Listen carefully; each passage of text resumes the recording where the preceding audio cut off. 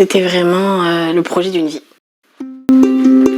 Déménager de la France à Montréal, c'est ce que Estéphanie a fait en 2023 avec ses 2 filles, Alia, 15 ans, et Maïcha, 10 ans. Et maintenant, il y a un nouveau membre dans leur famille. Maman, si on repartira, on prendra un. Ben oui.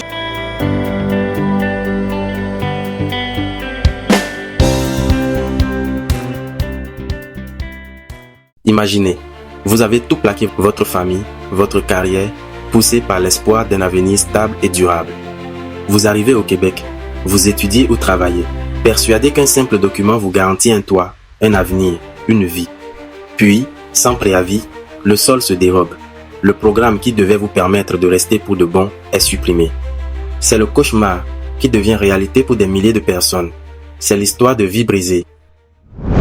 Une vraie inquiétude. Maman, est-ce qu'on va devoir partir?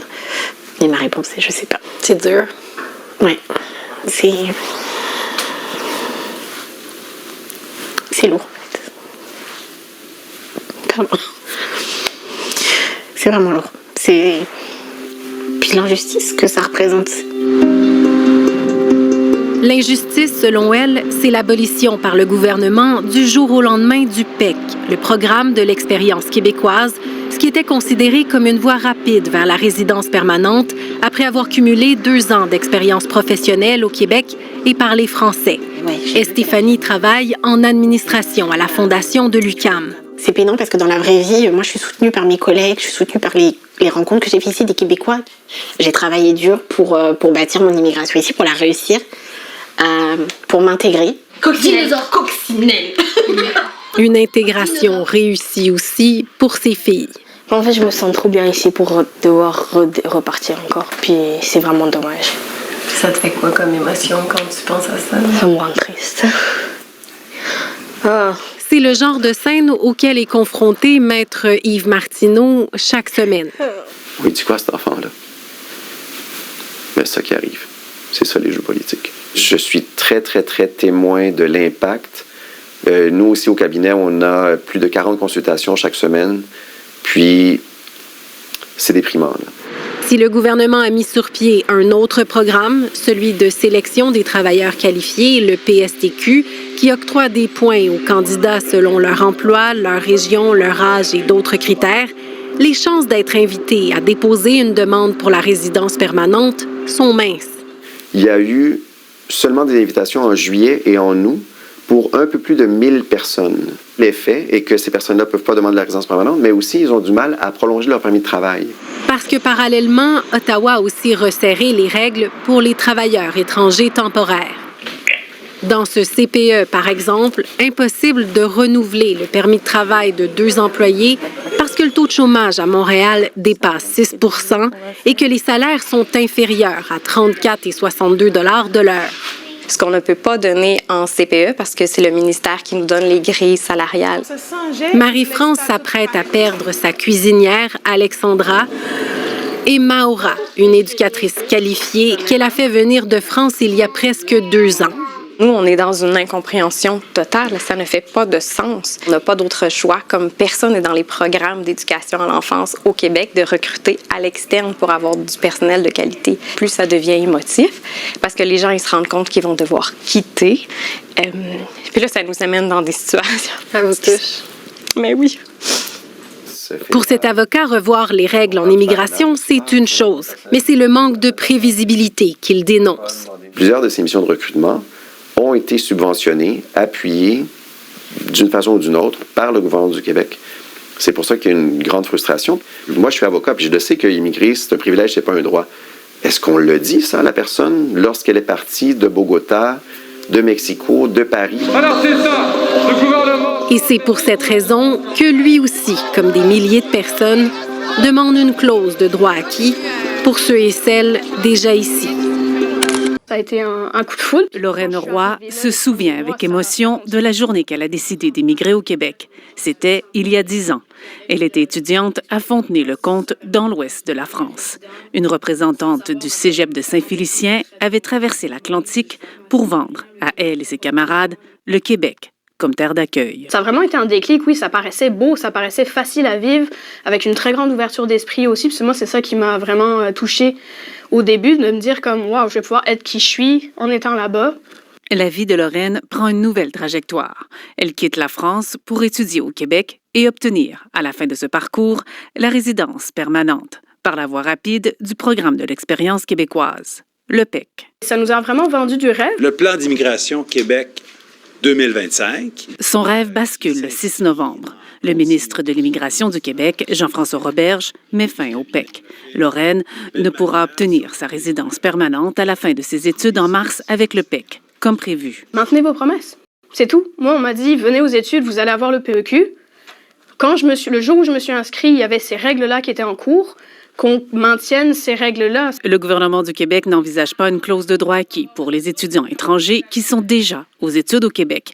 Il les redirige vers un programme d'immigration qui favorise les diplômés du Québec qui ont déjà une expérience de travail. Moi, je fais pas full confiance. Selon l'Association étudiante de l'UQAR, le gouvernement ne respecte pas ses engagements envers les étudiants internationaux. Nous, ce qu'on espère à la GECAR, c'est que le gouvernement recule sur la fin du PEC. Puis ce qu'on revendique, c'est des règles qui sont claires et prévisibles pour l'accès à la résidence permanente. Le recteur de l'UQAR croit que cette fin abrupte du programme d'immigration, le PEC, envoie un signal négatif aux étudiants étrangers. L'université observe cette année une diminution de 37 % des inscriptions en provenance d'un international. L'UQAR demande au gouvernement de rectifier le tir et de soutenir adéquatement le recrutement d'étudiants à l'international. Ils veulent mettre des visages, des voix sur les milliers de parcours en immigration. Appelé, il est venu me chercher en France pour venir travailler ici. Comme Sabrina Couider, infirmière recrutée par le Québec, avec la promesse de pouvoir rester ici après 2 ans d'expérience de travail. Brutalement, on décide de fermer le PEC et là, c'est tous nos espoirs en fait qui s'effondrent. Le PEC, le programme de l'expérience québécoise, c'est un peu la voie rapide pour l'accès à la résidence permanente, mais la CAQ l'a aboli. À Québec aussi, ils ont manifesté. Ce restaurateur est venu soutenir une collègue apprenti-chef. C'est la relève, puis on est dans des situations un peu délicates présentement. Délicate et angoissante pour ce groupe de préposés aux bénéficiaires venus de Tunisie et d'Algérie qui craint des représailles. On se retrouve désorienté. On mange pas, on dort pas. Ils nous ont vendu du rêve. Le gouvernement a mis sur pied un autre programme, celui de sélection des travailleurs qualifiés, le PSTQ, qui octroie des points aux candidats selon leur emploi, leur région, leur âge et autres critères. Je suis ukrainienne, je viens ici à cause de la guerre. Maria Kolosova redoute de devoir se déraciner à nouveau. J'ai déjà compté mes points sur le PSTQ. Ça ne me donne aucune chance de rester. Le Parti libéral et Québec solidaire demandent aussi, comme les manifestants, une clause de droit acquis. Mais pour les gens qui sont déjà ici depuis des années, est-ce qu'on peut, s'il vous plaît, réouvrir le PEC et traiter leur dossier? Ça m'apparaît être un minimum d'humanité. Ce sont nos meilleurs exemples d'intégration. Le ministre, encore une fois, rate sa cible. Mais Jean-François Roberge ferme la porte. Il faut changer les règles pour réussir mieux ce qu'on ne réussissait pas dans les années passées. L'abolition du PEC survient au moment où le gouvernement veut réduire ses seuils d'immigration à 45 000 en 2026 au lieu de 60 000 cette année. Plusieurs manifestants ont dénoncé aujourd'hui la fin du programme de l'expérience québécoise, une décision prise par le ministère de l'Immigration. Le PEQ, c'est le programme qui était considéré comme la voie rapide pour les immigrants qui souhaitaient devenir résidents permanents. Le programme était populaire chez les étudiants étrangers du Cégep de Sept-Îles. L'établissement, qui en compte une centaine, se désole d'ailleurs de cette décision de Québec. Selon la direction, en plus de causer de l'incertitude et de l'inquiétude chez les étudiants actuels, la mesure nuit au recrutement de nouveaux venus, indispensable à la vitalité du Cégep. Le programme de sélection des travailleurs qualifiés devient maintenant l'option de rechange pour les immigrants. Du respect, on veut du respect, on veut du respect, on veut du respect, on veut du respect, on veut du respect. Alors, dans mon oreillette, on me dit qu'on est peut-être 5000. Bon, il faudra se compter tout à l'heure. Mais moi, j'ai une pensée. J'ai une pensée pour les gens à Québec.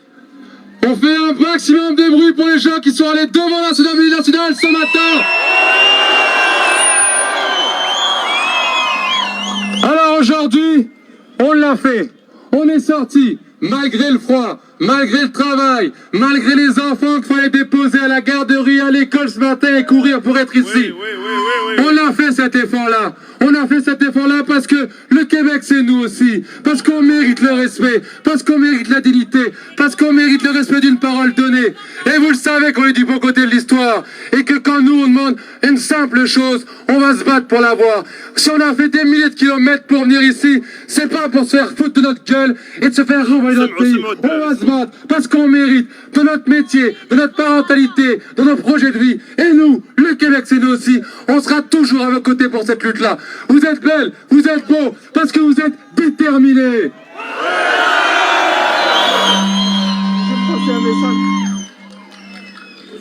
Il y a des manifestations qui ont lieu à Montréal, mais aussi à Québec aujourd'hui pour dénoncer la fin du programme de l'expérience québécoise.